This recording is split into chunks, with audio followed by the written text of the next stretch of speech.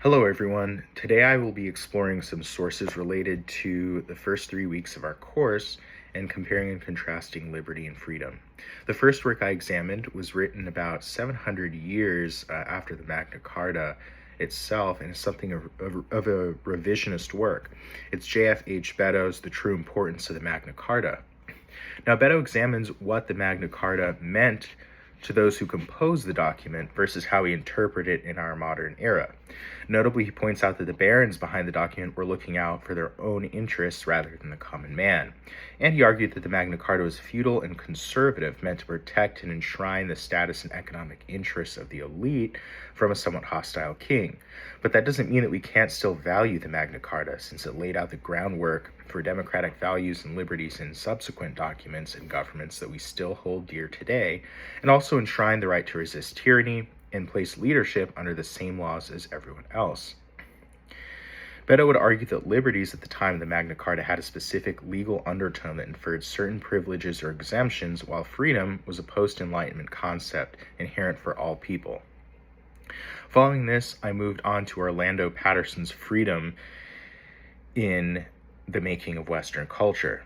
Patterson claims that freedom wasn't cherished as a main value until the rise of Western civilization, and he traces this through examining the trend of slavery throughout different civilizations that we identify now as being the foundation for the West, along with how liberty and freedom was shaped by each of those civilizations. Patterson would align liberty with personal and individual freedoms, especially because his work highlighted slavery. However, how we think of freedom today includes those liberties, but Patterson would argue that it also includes civic freedoms and sovereignty. So he claims that freedom can be tracked through the changes that it's made in various points of civilization, as I touched on in the West. Civic and individual freedoms, for example, in ancient Greece, legal protections and status in Rome, and then the morals and values that we have in our own concept of freedom coming from the age of Christianity. He also examines how slavery and liberty or freedom impacted one another.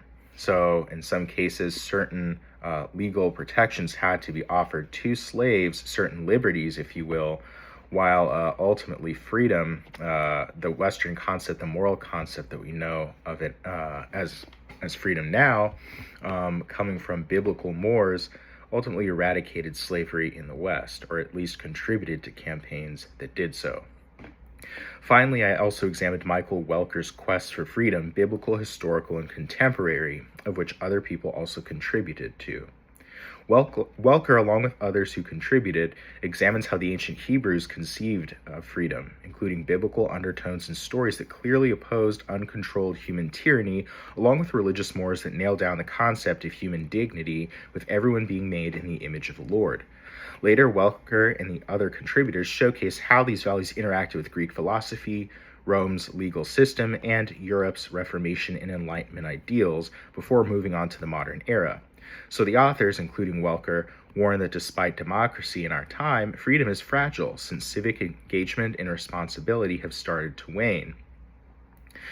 So what would Welker think about freedom and liberty and compare and contrast them? Well, he would agree with Beddoes that liberty does have a legal framework to it, and sometimes has adopted secular mores, perhaps from the Enlightenment or other modern ways of thinking or thinkers.